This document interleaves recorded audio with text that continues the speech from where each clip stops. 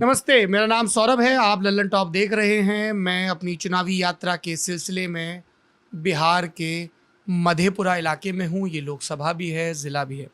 मेरे साथ रामेंद्र रवि जी बैठे हुए हैं, जो अपनी सियासत की शुरुआत में, मतलब मेरी पैदाइश से भी कुछ बरस पहले पहली दफ़ा विधायक हुए थे कांग्रेस के टिकट पर। उसके बाद विधायक रहे, फिर किन्हीं कारणों से, क्या कारण थे उनके बारे में बात करेंगे। चौधरी देवीलाल और चौधरी चरण सिंह के साथ चले गए, फिर 1989 में यहाँ से लोकसभा के सांसद हुए।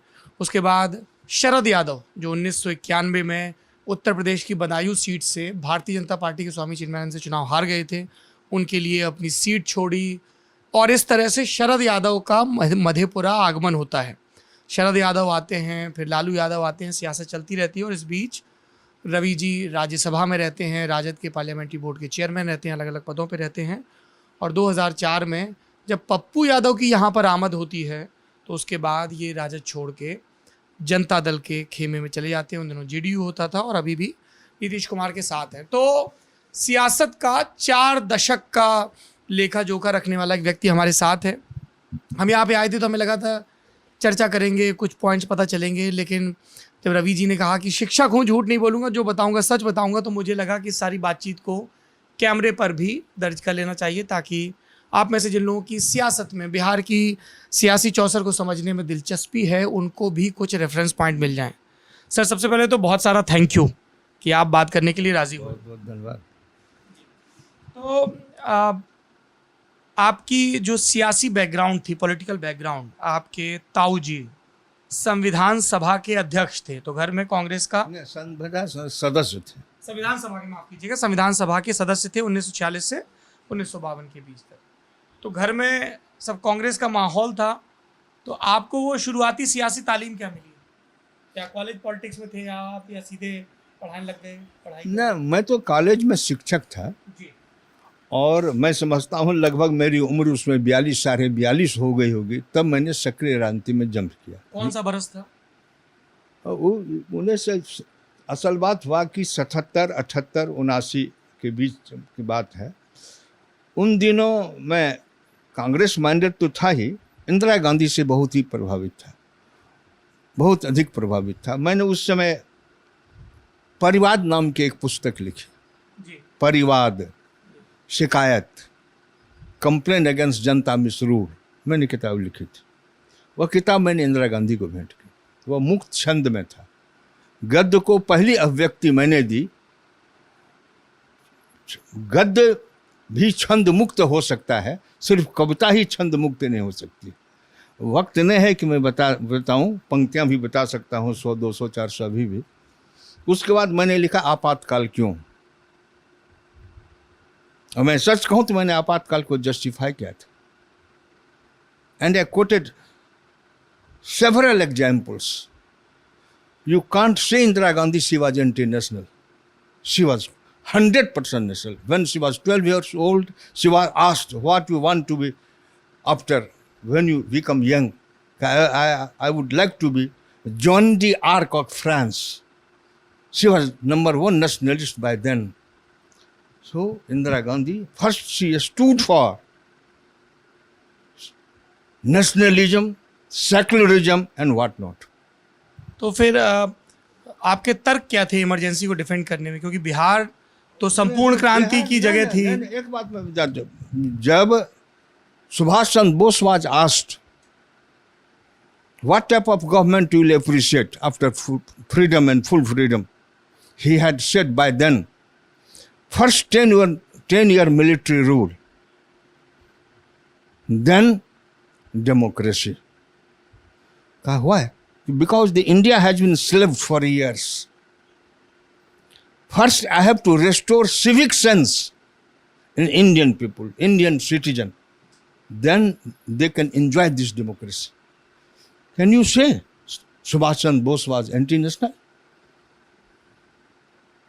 पढ़िए लिखिए, गहराई में जाइए, वैसे इलेज कर दिया।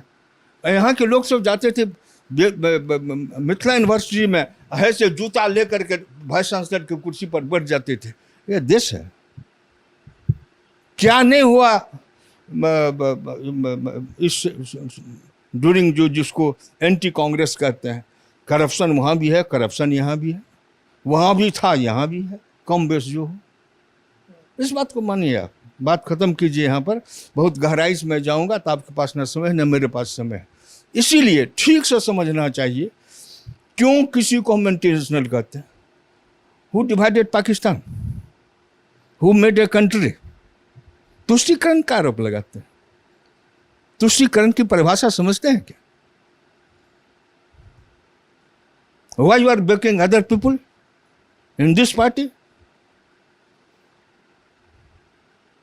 This is not casteism. This is not favoritism. इस सब बात छोड़ दीजिए। बात हो जाएगी तो ऊंचे स्तर की बात होगी। मैं इस गहराई में नहीं जाना चाहता हूँ। मैं इस पार्टी में आया, पायलट किया था माननीय नीतीश कुमार ने। मेरा बेड यहाँ लगा था, 2 कमरे थे बने हुए, उसमें दोनों मेरा बच्चा सोता था, इस रूम में देवीलाल सोते थे। तो नीतीश जी का फोन आया, भाई साहब प्रणाम पार्टी, क्या हाँ क्या समाचार है? हम कहे सब ठीक ठाक है। एक बार पटना आते ना, मुझे 4 दिन पहले तो राष्ट्रीय कार्यकारिणी में भेंट, कोट राष्ट्रीय कार्यकारिणी में भेंट हुई है। नहीं, दोनों भाई चाय पीते। हमने कहा कि लगता ही है चाय बड़ी महंगी होगी, मैं 265 किलोमीटर चल के जाऊँगा चाय पीने आपके यहाँ। फिर अपनी पत्नी से बात किया, मेरे बच्चे भी बड़े हो गए थे, इस दोनों से पूछा, इन लोगों ने राय दी जाके मिल आइए। वहाँ गए तो जितने सैकड़ों लोग MLA MP भेंट करने आए पटने में। मैं अपने मित्र के होटल में ठहरा था, फिर लालू जी के यहाँ लालू ने कहा, सर शरद भाई हार गए हैं, बदायूं से डिमोरलाइज रहते हैं, एक बार टिकट दे दीजिए, क्षेत्र आप ही का रहेगा। 27 साल से हैं। ये 1991 की बात। हाँ, यह 1991 की बात। फिर पार्टी छोड़ी, नॉमिनेशन हमने विड्रॉ किया। यह भी कहा गया, नाम नहीं लूँगा, रंजन जी ने सर एकांती नहीं कीजिएगा। हम कहना पब्लिक कमिटमेंट, पब्लिक कमिटमेंट। मैंने कह दिया है तो कह दिया, क्या होता है? मैं तो कॉलेज में प्रिंसिपल हूँ। ये कहानी थोड़ी सी फास्ट फॉरवर्ड हो गई है, इसको वापस से 78-79 आपने परिवार लिखी, आपका इंदिरा गांधी से संपर्क हुआ और किताबें दर्जनों लिखी। और 1980 में जब लोकसभा चुनाव होते हैं, 79 के उत्तरार्ध और 80 में जब चौधरी चरण सिंह की सरकार जाती है, उसके बाद तब आप कांग्रेस आई, कांग्रेस इंदिरा के टिकट पर मधेपुरा लोकसभा से पहली मर्तबा चुनाव लड़ा। मैं बता देता हूँ, उतना ही नहीं, 1946 में मुझे 1,46,421 वोट आया। मुझसे पूर्व 52 से लेके 80 तक में कोई व्यक्ति जीत कर कोई कांग्रेस उतना वोट नहीं लाया था जितना मैं हार कर वोट लाया। सबसे बड़ी बात यह है। और अर्श कांग्रेस उस समय भी लड़ता 12-13 वोट होता, तो लोकदल की जीत थी। ये जो रवि जी कह रहे हैं, आप यूँ समझिए कि मधेपुरा लोकसभा जब 1962 के चुनाव में अस्तित्व में आई, तब से इसका सियासी चरित्र लार्जली एंटी कांग्रेस रहा था। BP मंडल यहाँ से चुनाव जीते, बाई इलेक्शन जीते, इलेक्शन जीते। एक 71 का चुनाव ऐसा था जब कांग्रेस यहाँ से जीती, 77 में फिर कांग्रेस हारी और 80 में आप चुनाव लड़े। तो इसलिए ये दावा उस संदर्भ में देखा जाना चाहिए। तो यहाँ से जो जीते थे वो कांग्रेस उर्स के टिकट पर जीते थे या लोकदल? कांग्रेस अर्स के टिकट पर। कौन साहब थे वो, क्या था? RP यादव। हाँ जी, राजन आप एक वो कर्पूरी ठाकुर वाला फॉर्मूला बता रहे थे, गठबंधन वाला। हाँ, तो कर्पूरी ठाकुर ने समर्थन दिया, चिन्ह था उनका देवराज अर्स का, अर्स कांग्रेस का। क्या चिन्ह होता था उनमें? नहीं, चरखा। हाँ चरखा होता। हाँ, वो चरखा पर जीते। लोक दल का समर्थन था। 3 सीट लिया था रामलखन सिंह यादव ने। रामलखन यादव ने 3 सीट। मैंने कहा कि बलराम भगत, DNP यादव मुंगेर, आरा और मधेपुरा RP यादव को तीनों। राम भगत आरा से। हाँ, जो स्पीकर वगैरह भी थे, राज्यपाल वगैरह भी थे, अच्छा। केंद्र में वित्त मंत्री भी थे। मुंगेर से और यहाँ से हाँ RP यादव। हाँ, RP यादव, आरा से बलराम भगत और मुंगेर से DNP यादव। DNP यादव। हाँ, DP यादव। तो फिर उसके बाद 81 में एक उपचुनाव होता है जो आप लड़ते हैं हाँ, सिंहेश्वर की सीट से। हाँ, उपचुनाव में फिर जीतता हूँ। विधायक बन जाते हाँ, फिर विधायक, 2 बार विधायक रहा, 81 और फिर 84। 81 और 85 की विधानसभा चुनाव के बीच में 84 की लोकसभा आती है। आप लगातार कांग्रेस आई के साथ थे, लेकिन जब राजीव गांधी इंदिरा की जगह आते हैं इंदिरा की हत्या के बाद, तब आपका टिकट का दावा लोकसभा पर किनारे कर दिया जाता है। क्या वजह थी? क्या राजीव के दरबार में आपकी पकड़ नहीं थी? ना, एक तो इंदिरा गांधी चली गई। इंदिरा गांधी होती तो मुझे भगवान से भी अपील करने की जरूरत नहीं थी। इससे अधिक मैं कुछ नहीं कह सकता हूँ। तो राजीव गांधी जगन्नाथ मिश्र के प्रभाव में आए। जगन्नाथ मिश्र के बड़े भाई लड्डू मिश्र और महावीर यादव दोनों क्लासमेट्स थे। जगन्नाथ जी मुख्यमंत्री, महावीर का टिकट दे दिए, बस यही दे दिए, उनको दे दिया गया। हमने कहा जो व्यक्ति कभी कांग्रेसी नहीं था, जेल जा गया कोई, मार खाया कोई, जगह जमीन बेचा कोई, टिकट किसी को दे देते हैं। मैं मानता हूं, और महावीर बाबू जीत गए, हम एमएलए थे, हम नहीं लड़ सके। 89 में फिर जितने वोट से मैं आज तक जीता हूं, मुझसे अधिक वोट से जीतने वाला कोई व्यक्ति मध्य पर हम आज तक पैदा नहीं हुआ। हाईएस्ट वोट से मैं जीता था। मैं जीता था 3,32,000 वोट से। घोषणा हुई 2,97,000। इसीलिए सब लोग जो काउंटिंग टेबल छोड़कर चले गए, किसी को वोट नहीं हो रहा था। टोटल वोट का लोग सब बार लिखता है, 72% वोट अकेले मुझको आया 89 में। 1989 की लोकसभा में। हाँ, 89 में 72% वोट अकेले मुझको आया। मैं तो फिर वहाँ से फ़ोन हुआ, 4 बजे हमको फ़ोन आता है, लैंडलाइन, मोबाइल तो था नहीं। पूछा गया सर क्या करें, सब आदमी काउंटिंग एजेंट सब पार्टी का भाग गया है, सिर्फ अपनी पार्टी को उम्मीदवार यहाँ पर हैं। अगर सर घोषणा करेंगे तो 2,97,000 पर कर सकते हैं। अगर जो अब उन लोगों के जाने के बाद जो काउंटिंग हुआ है उसमें 3,25,000 से आप जीते हैं। तो हम के लिए छोड़ दो, 2,97,000, 3,25,000 सब भूखे प्यासे हैं रात भर, कल से ये काउंटिंग में है। 2,97,000 पर ही कर दो, मत गिनो उसको, बल्कि उतने तक वो दस्तखत करके गया है। नहीं तो फिर कौन था उन दिनों डीएम? कौन थे? नहीं यार। तो बाबूजी ये बताइए कि आप विधायक से सांसद बनते हैं और जिस सिंहेश्वर विधानसभा का आप प्रतिनिधित्व करते हैं, वहाँ से एक नया लड़का विधायक बनता है, पप्पू यादव, राजेश रंजन उर्फ पप्पू यादव। तो उनकी जीत की क्या पृष्ठभूमि थी? एक बात नहीं बता देता हूँ, इस देश में बहुत बड़ी बात कह रहा हूँ, जितना कहा उसको मैं कोई मतलब नहीं मानता। इस देश में सेंटिमेंट्स और रिएक्शन का वोट होता है, रीजन और रैशनैलिटी का वोट नहीं होता। रीजन और रैशनैलिटी का वोट नहीं होता है, तर्क का, बुद्धि का, विवेक का। हिंदुस्तान के लोग सेंटिमेंट्स और रिएक्शन में वोट करते हैं। आज भी हमको मिलेगा अधिक वोट सेंटिमेंट्स और रिएक्शन की मिलेगा, रीजन और रैशनैलिटी का वोट नहीं मिलेगा। प्रबुद्ध वर्ग अभी भी अनजाना है। प्रबुद्ध वर्ग के हाथों में वोट नहीं है, विचार हैं, पत्रिकाओं में देता है, लेकिन उसको लोग फॉलो नहीं करते। जैसे मैंने कहा, तुष्टीकरण या पाकिस्तान, जो भी तरह तरह की लोग बात करते हैं। हम जो इंदिरा गांधी वगैरह पर से आरोप लगाना ही नहीं चाहिए। जो लगाते हैं वो छोटपन का काम करते हैं। उतनी ब्रॉडर आउटलुक का लोग आज तक पैदा नहीं हुआ है देश में। 89 में आप चुनाव जीते में, तो ये पप्पू यादव का जो पहला चुनाव था विधायक के तौर मैंने पे, अब यूथ था, बच्चा था, हमने टिकट दिया था 19 महीने जेल में रहने वाले सियाराम यादव को। क्या उस सब का झोला नहीं होता है, कपड़े का बना लिया और उसमें मिट्टी की गुल्ली लगा के रखता था। लोग ये समझता उसमें बम लेके जा रहा है। कौन ये झोला लेके जाता था?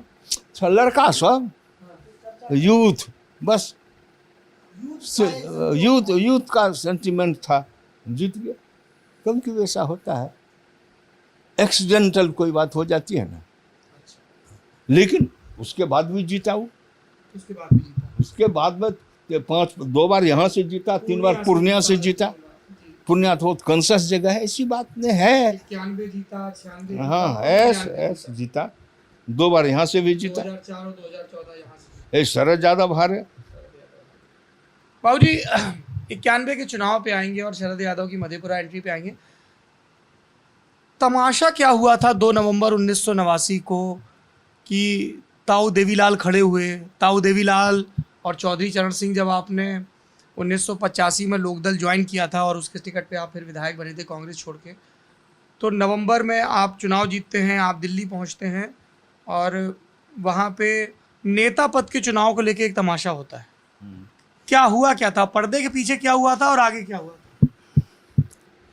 देखिए, यह जन मोर्चा बना था जिसकी अगुवाई बीपी सिंह कर रहे थे, रामधन वगैरह कर रहे थे, और वो मुसलमान जो थे आरिफ मोहम्मद खान, 3 आदमी राम साहब और भी कर रहे थे। तो वित्तीय सहायता देवीलाल ने की थी, क्योंकि वो सीएम थे हरियाणा के। हाँ, देवीलाल ने किया, और छवि थी बीपी सिंह की। बेदाग थे, राजा नहीं फकीर है, मुल्क की तकदीर है, हाँ, यह नारा चला, क्लिक किया। और एक बात आप मानिएगा, जो व्यक्ति भी आज त्यागपत्र दे के आया, 5-10 वर्ष से काम कर रहा है वर्कर, उसको टिकट ने आज त्यागपत्र दे किसी पार्टी से चला आया, उसको लोग प्रधानमंत्री, उसको लोग टिकट दे देते हैं।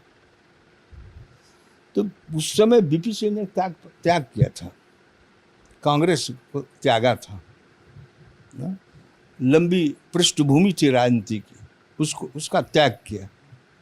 ईमानदार छवि थी, वे प्रधानमंत्री चुनोगे, अंडरस्टैंडिंग यही थी, बीपी सिंह ही होंगे। चंद्रशेखर बाबू का दावा कहाँ कमजोर हो गया? इसलिए चंद्रशेखर बाबू हम लोगों के साथ थे नहीं, चंद्रशेखर हम लोगों के साथ नहीं थे, सच्ची बात है। आप लोगों की किस खेमे में गिनती होती थी? हम लोग देवीलाल बीपी सिंह खेमा, देवीलाल बीपी सिंह दोनों। पर बाद में तो ताऊ बहुत नाराज हुए बीपी सिंह से। अब तो कुछ ही महीनों में, 11 महीने में। प्रश्न है, उसमें भाजपा ने समर्थन वापस लिया, जबकि प्री पोल पैक्स था। बीपी सिंह के घोषणा पत्र में था, अगर हमारी सरकार बनेगी तो मंडल आयोग की सिफारिश के लागू करेंगे। कोई बात करते हैं तो हम ये बताते हैं, उसमें आरक्षण का समर्थन चंद्रशेखर नहीं करते थे। लोग आज भी आरक्षण से हेट करते हैं, हम लोग हेट नहीं करते हैं, इसलिए कि that is not caste based. आप भी ठीक से जान लीजिए, that is not caste based, that is a class based. Other backward class, OBC. ना, उसमें है, those who are socially in educationally backward will be given reservation, ये संविधान का प्रियम्बुल में। इसमें यह है ब्राह्मण, यह भी बैकवर्ड है। कुछ राज्यों में, मैं जात का यादव हूँ, मैं हरियाणा में ऊंचे वर्ग में आता हूँ, हिमाचल प्रदेश में ऊंचे वर्ग में आता हूँ, मैं बताता हूँ। मैं चंडीगढ़ में, जयपुर में ऊंचे वर्ग में आता हूँ। जितने IAS IPS देखेंगे किसी समाज में उतना नहीं होगा, मैं बता देता हूँ। ब्राह्मण्स, ये लोग भी, हम बताते हैं, नाथ, गोसाई, गिरी, गोस्वामी, ये सब ब्राह्मण हैं, पिछड़े वर्ग में आते हैं। ये आगरा, मथुरा, वृंदावन, काका, हाथरस, इसे सब जगह ब्राह्मण पिछड़े वर्ग में। दक्षिण भारत में भी पिछड़े वर्ग में है। राजपूत मध्य प्रदेश में ऊंचे वर्ग में है, पिछड़े वर्ग में है। तमिलनाडु में पिछड़े वर्ग में है। प्रश्न है कि जिसे वैश्य समाज कहते हैं, गुप्ता वगैरह, दिल्ली में, हरियाणा में, और क्या कहते हैं, उत्तर प्रदेश में ऊंचे वर्ग में आते हैं। किसको आप कहते हैं कि फलना बैकवर्ड है? कास्ट बेस्ड है ही नहीं, क्लास बेस्ड है। अगर आप हम आपके बगल में बैठे हैं, अगर मेरे कपड़े गंदे हों, पसीने से बदबू है, हम भी साबुन मांगते हैं कि आपके बगल में हम भी बैठ सकें, हमको साबुन लगाने के लिए नहीं देंगे। आज ऊंचे वर्ग को 10% हुआ। I am damn happy, it should have been done earlier. यह है, those who are economically backward, उसको भी कंसिडर किया जाए, दिया गया, बहुत अच्छी बात है। अगर देश अफोर्ड कर सकता है तो क्यों नहीं देगा। तो चंद्रशेखर प्राइमरली आरक्षण के विरोध में थे, इसलिए आप लोग चंद्रशेखर खेमे में नहीं गए, देवीलाल के साथ रहे आप लोग। वह बीपी सिंह के खिलाफ भी थे, देवीलाल के खिलाफ, वो अकेला चलने वाले व्यक्ति थे। लेकिन मैं बता देता हूँ, इससे अंत करूंगा। नहीं, अभी हैं 2-3 और अहम सवाल हैं। हाँ, मैं बताता हूँ। मैंने कहा आरिफ मोहम्मद खान, धनीराम और क्या कहते हैं बीपी सिंह का मोर्चा था, हम लोग उसके साथ थे। जब सरकार से समर्थन वापस लिया भाजपा ने, तो मैं लोकसभा में उन दिनों सदस्य था, तो सदन में सब लोग बोले, और जब बारी आई आरिफ मोहम्मद खां की, उन्होंने एक शेर कहा, सब ने भाषण दिया, देवीलाल, वही मैंने वाजपेयी वगैरह भी दिया, चंद्रशेखर ने दिया, आरिफ मोहम्मद खान, 3 आदमी को मैं कोट करता हूँ। आरिफ मोहम्मद खान ने एक शेर कहा था, किस धज से कोई मकतल में गया, किस धज से कोई मकतल में गया, यह बात सलामत रहनी है, यह जान तो आनी जानी है, इस जान की कोई बात नहीं। सरकारें आती हैं जाती हैं, किस शान से, किस गुरूर से, किस हिम्मत से बीपी सिंह ने त्यागपत्र दिया प्रधानमंत्री पद से, यह उन्होंने कहा था। किस धज से कोई, किस गुरूर से, कुछ शान से, किस यकीन से कोई फांसी के तख्ते पर झूल गया, प्रधानमंत्री के पद छोड़ दिया, दलितों को, पिछड़ों को आरक्षण दिया, यह बात याद रहनी चाहिए। यह कहा था आरिफ मोहम्मद खान। जब चंद्रशेखर बोलने के लिए खड़े हुए, वो बीपी सिंह के खिलाफ थे, लेकिन ही वॉज आउट स्पोकन, उतना निर्भीक। सदन में उनकी उपस्थिति से जो एक अनुशासन रहता था, मैं उसको बयान का, मैं दूसरे किस्म का आदमी हूँ, गुण धर्म की बात मैं करता हूँ। सर, चंद्रशेखर ने एक शेर कहा था, चंद्रशेखर गुरु कहते थे, गुरु जी वाजपेयी साहब को। चंद्रशेखर ने एक शेर कहा था, चमन को सींचने में पत्तियां कुछ झड़ गई होंगी। चमन को, मैंने बीपी सिंह तरफ से, चमन को सींचने में पत्तियां कुछ झड़ गई होंगी, यही इल्जाम उन पर लग रहा है बेवफाई का, मगर कलियों को जिसने रौंद डाला अपने हाथों से, वही दावा कर रहे हैं इस चमन की रहनुमाई का। यह कहा था अटल बिहारी वाजपेयी। अटल बिहारी तो प्रीपोल अलायंस था। आज सबसे बेसी आरक्षण की बात करते हैं, क्या बेटा, सारी पार्टी, वो सब अब छोड़ दीजिए। मैं पुराना आदमी हूँ, बच्चे सब गुमराह होंगे, मैं गुमराह नहीं होता हूँ, मैं कन्विक्शन और कमिटमेंट का आदमी। मेरा अगला सवाल और जी, बीपी सिंह ने एक पंक्ति कही थी, आज मैं सदन से सर झुका कर नहीं, सर उठा कर जा रहा हूं। एक वाक्य, आज मैं सदन से सर झुका कर नहीं, सर उठा कर जा रहा हूं। ये भी मिशन होता है। आप सदन में कई बातों का जिक्र कर रहे हैं रही साहब, और मुझे ध्यान आ रहा है कि कैसे शरद यादव लालू यादव को कन्विंस करते हैं कि अडवाणी को तुम बिहार में ही गिरफ्तार कर लो, और झारखंड के भाजपा के प्रभाव वाले असल में सब जीने के लिए करते हैं। जो अरे सरकार थी, कोई किया नहीं किया, अरेस्ट वही क्या ना, छोड़ दीजिए। उनको आज तक वह क्रेडिट मिल रहा है। अच्छा, बस बात। तो ये बताइए कि 1991 में, this will continue for long. 1991 में फिर से लोकसभा चुनाव होते हैं, लेकिन मधेपुरा का चुनाव पहले तो राजीव गांधी की हत्या के चलते, और फिर एक निर्दलीय प्रत्याशी राजकुमारी चौहान की हत्या के चलते, राजकुमार चौधरी हत्या के चलते काउंटरमेंट होता है, और आपको नीतीश कुमार का फोन आता है। वो प्रसंग बताएं क्या है। हम दिल्ली में अपने बच्चों के साथ थे, हमारे दामाद भी एनटीपीसी में है, एमजीएम है, वो लोग भी थे, वो हमारे दामाद बारहे के रहने वाले। अच्छा। और नीतीश जी, हमारी बेटी की शादी बारहे में है। तो फोन गया तो बच्चे सब थे। दिल्ली। हाँ, ये लोग यहाँ थे और छोटा लड़का वहाँ था, दामाद थे। नीतीश जी पहले एमएलए वगैरह थे, तो एमएलए भी साथ थे हम लोग, तो पहले से परिचय था, लोकसभा में भी साथ थे।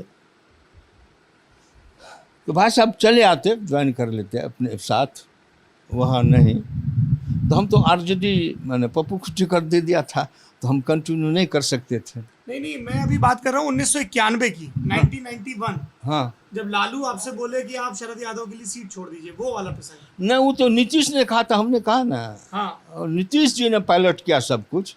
गए तो वहाँ, आप यहाँ पे थे, आपको नीतीश का फोन आया? हाँ, यहाँ इसी कमरे में सोया हुआ था, फोन आया कि समाचार वगैरह पूछा कि भाई साहब आते हैं ना पटना, चाय पियेंगे दोनों भाई। हम बोले अब 4 दिन पहले तो हम लोग दिल्ली में थे, चाय पिए ही राष्ट्रीय कार्यकारिणी की बैठक में। जो लगता है यह चाय बड़ी महंगी होगी, कुछ अप्रहेंसिव था। शरद भाई हार गए हैं, डिमोरलाइज रहते, कहा ना, लालू जी ने भी कहा। हमने कहा ठीक है, छोड़ देते हैं। नीतीश का फोन आया, लालू का फोन नहीं आया। पूरे बिहार में उनको यही सीट मिली थी छुड़वाने के लिए? इसीलिए काउंटर माइंड हो गया था ना। प्रायर टू दैट यहाँ तो 2 घटना हो गई थी ना। अच्छा, तो टला हुआ था चुनाव? अच्छा, टला हुआ था, कंटिन्यू कर रहा था, 7-8 महीने से हम प्रचार कर रहे थे। तो उन लोगों ने, वो हार गए थे और वह लड़ाई उन दिनों लड़ रहे थे, इसलिए सामाजिक न्याय की। हाँ, वही जो इनकलाब जिंदाबाद होता है कर रहे थे, और कोई क्या। तो आपको राज्यसभा भेजा गया और शरद यादव यहाँ से चुनाव लड़े? हाँ, हम राज्यसभा गए। फिर लालू जी ने फिर हमको 6 साल फिर दे दिया, जब 9 एमएलए दे दिया। फिर उन्होंने 6 बरस दे दिया, 12 बरस हो गया उसमें। 1997 में चारा घोटाले के मसले पर जनता दल का विभाजन होता है, एक खेमा शरद यादव का, एक खेमा लालू यादव का। आप किस खेमे के साथ जाते हैं?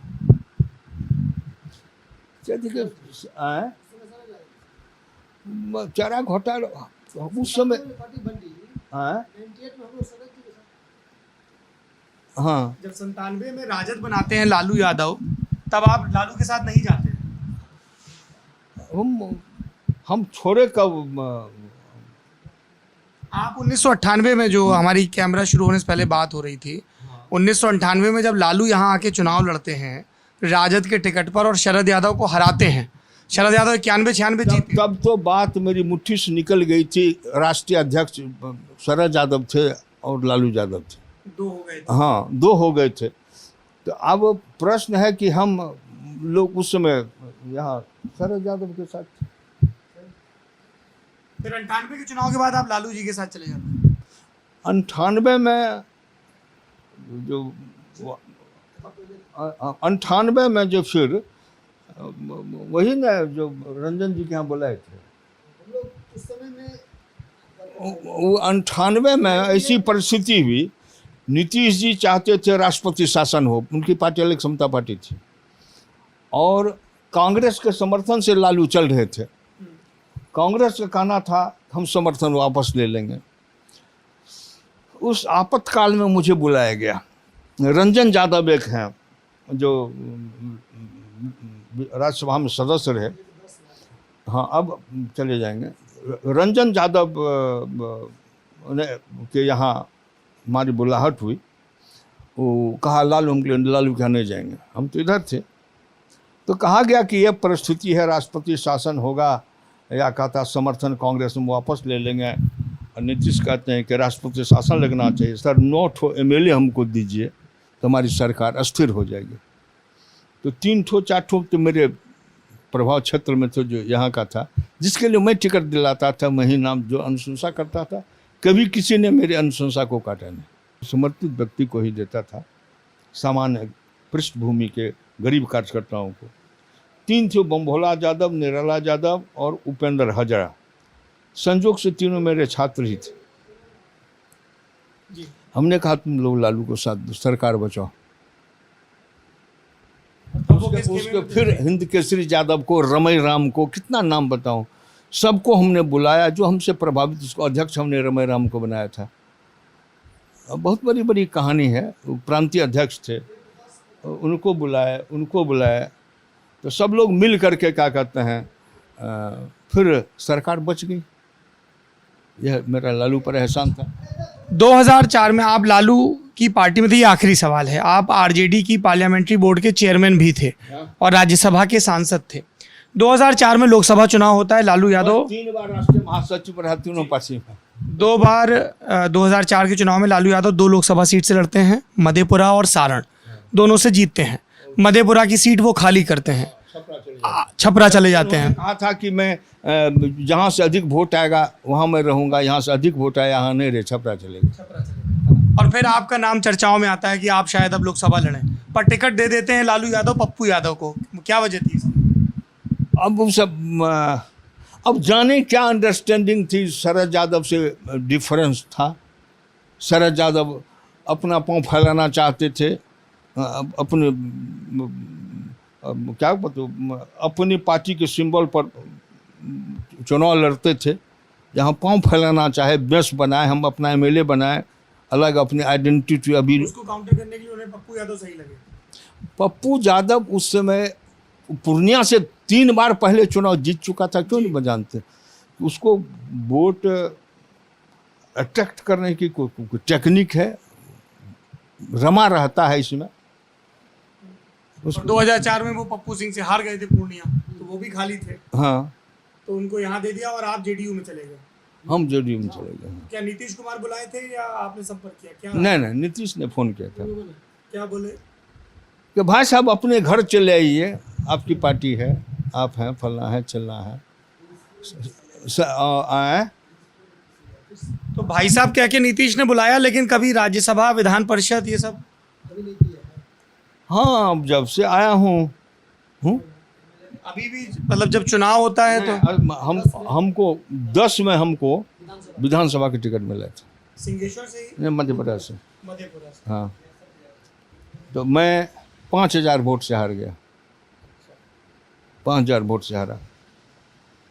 मधेपुरा बहुत ज़्यादा डोमिनेटेड बेल्ट, सिंगल कास्ट यहाँ सबसे बेसी है मधेपुरा विधानसभा में, और मुसलमान उसके बाद है। दोनों को जोड़ दीजिए, उन दिनों 15 लाख वोट थे जब मैं चुनाव लड़ रहा था। दोनों मिला करके 1,42,000 हो जाता है। टोटल वोट 2,61,000 है, और 1,42,000 के ज़्यादा मुसलमान है। उधर 1,20,000 पर लड़कर मैं लाया 63,000 वोट, और दल के ही लोगों ने धोखा दिया। इससे वो सब क्या कितना नाम सुनेगा।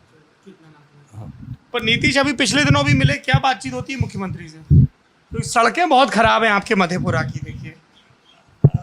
अब प्रशासन है यहाँ, बाढ़ फ्लड इफेक्टेड एरिया उसी। हाँ, अब मधेपुरा के 1 किलोमीटर 400 बीच में है नगर पालिका, अंदाज करते जाइए।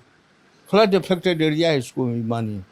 अब कुछ जगह जहाँ बलुआही ज़मीन है, वहाँ पानी पड़ने से ज़मीन ढीली होती है, गाड़ियाँ चलती हैं, सड़कें धंस जाती हैं, कोई तोड़ता नहीं है,